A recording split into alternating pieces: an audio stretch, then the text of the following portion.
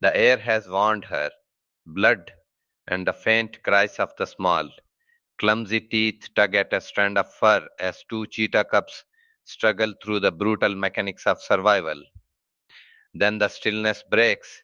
Five adults rise at once, their rest shattered by the cries of their young. The Zuri family is a rare force on this savannah, close knit, watchful, and fiercely driven by instinct. One lioness tracks a cub as though it weighs nothing. They began the day eight strong. Now three are missing. Defending the boundary, lioness is not merely an opponent, she is a boundary. The cheetahs descend upon her in a blur of spotted bodies, circling a mountain of muscle and resolve. But the lioness does not release the cub. She wants them to see it. She wants them to understand the price of coming closer. To lose a cub is to lose more than offspring. It is to lose part of the future of the lineage itself. Then a gap, a blind side, a careless second. They cannot stop her with force alone, so they try something else. They tighten the space around her, shrinking the ground she can trust beneath her feet. But a mother does not measure danger the way others do. The life she came to protect lies above her. The death she risks becoming waits below. Sometimes a single second is enough to delay, enough to change everything. They are not close enough to fight openly, not far enough to surrender, and the lioness seems to know they will not dare, not yet. Constant pressure, the circle begins to change. Grief hardens into rage. Fear turns into permission. And the cheetahs begin to forget, for brief and dangerous moments, what she truly is. They cannot allow distance to become defeat. One moves ahead of her, trying to slow her path. Another slips behind, searching for the angle her eyes cannot hold. Every movement demands a division of her attention. They give her too many beginnings at once, one face to confront, one shadow to track, another threat to anticipate. The lioness turns toward one body while another tests her blind side. They make every step feel dangerous. They make every direction feel exposed. For a moment, she is no longer simply carrying the cub. She is calculating, turning, checking, spending attention as if it were a strength, and she knows the cheetahs cannot attack freely, not while the thing they want remains clenched between her jaws. So she keeps the cub there, not only as prey, but as a shield. Two generations are held in the same expression of power. Mother and cub are separated by only inches.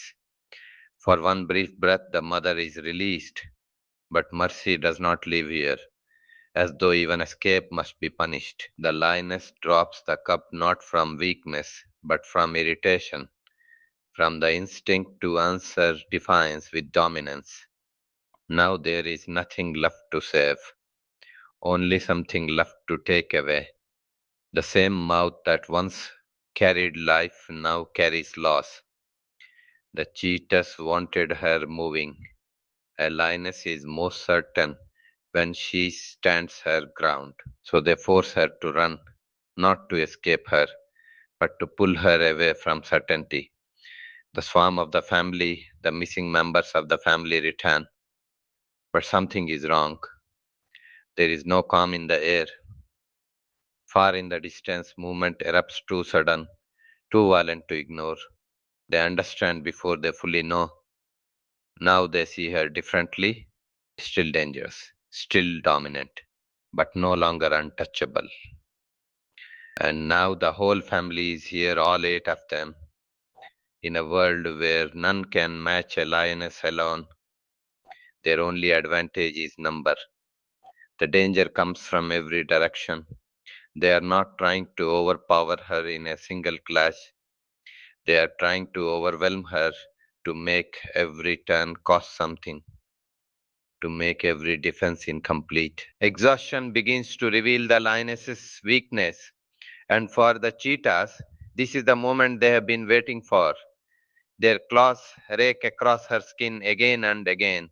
They do not need one fatal blow, only relentless pressure, only constant damage, only time. Each time she rises, it is slower.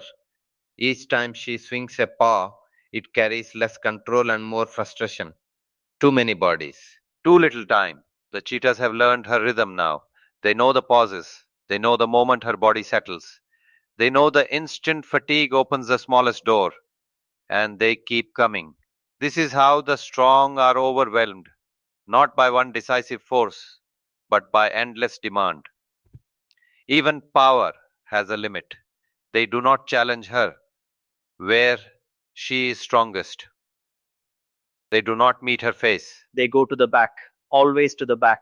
She is wounded now, breathing hard, yet still refusing to surrender the center. But with too many small invasions for one exhausted body to answer, pain enters her flesh, and humiliation enters her mind. And sometimes insult is harder to endure than injury.